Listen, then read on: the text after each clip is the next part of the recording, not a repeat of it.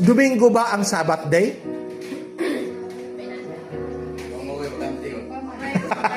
Kamura may bakante. Latawan niyo ang kalendar. Asa natunog nga adlaw ang Domingo? Unang adlaw ba o ikapito? Primerong adlaw. Ang ikapitong adlaw? Sabado. Binga naman nga kasagaran ng mga Kristohanon sa Domingo man manimba. Nga dili man dahil na adlaw ipapahulay. Amoy nandaan sa kinaraan. So actually, this is the explanation. Okay.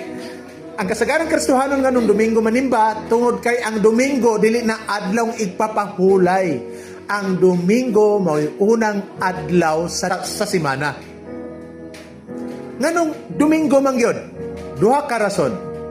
Una, ang si Jesus Christ ng istorya sa Mateo, na yun siya nga, unahan niyo pagpangita ang gingherian sa Dios.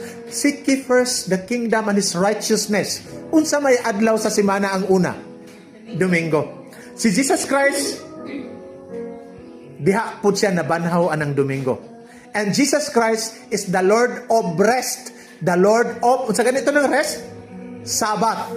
Si Jesus Christ is the Lord of Sabbath. Nabanhaw anang Domingo. Maunang Domingo nato siya gisimba. Nagpahuway pa ta ng Domingo? Adlaw ipapahulay ba na?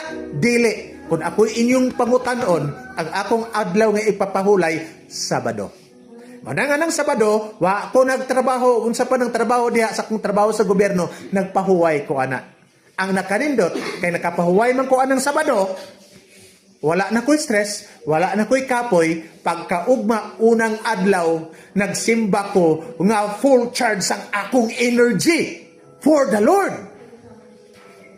Nakuha niyo na, unang adlaw man na, para man na sa Ginoo ka ha. Wala na ko gikapoy. So, inag-abot ako sa simbahan, dili ko magduka dito. Kaya nga naman, gahapon, Sabado, adlaw ipapahulay, nakapahuway naman ko. Nakatulog na ko. Ni mo yung gade ka, sir, ang uban na ng Domingo, Sabado, sir, nanimba na, niadto na sa simbahan. Oh, saan mo pagpahuway ko, niadto ka simbahan, pagibot simbahan, dito kapoy, bipon na simbahan.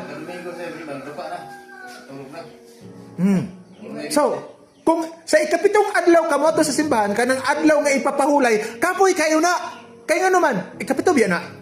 Di ba? Nagtrabaho ka sa day 1 hangtod sa day 6, kapoy biya na. Pagka ikapito, mapahuway ka. Na di ba, igo na lang ka magduka-duka dito. Maminaw kas pastor, dugaya po. Maminaw kas pare, dugaya po. Namaman iyang wali, oy, katulgo na kayo ko. Unya, anang ikapitong adlaw, unsa man na ikapitong adlaw, kasagaran ninyo, di ba, Sabado na. Di ba, daghan kayong labonon?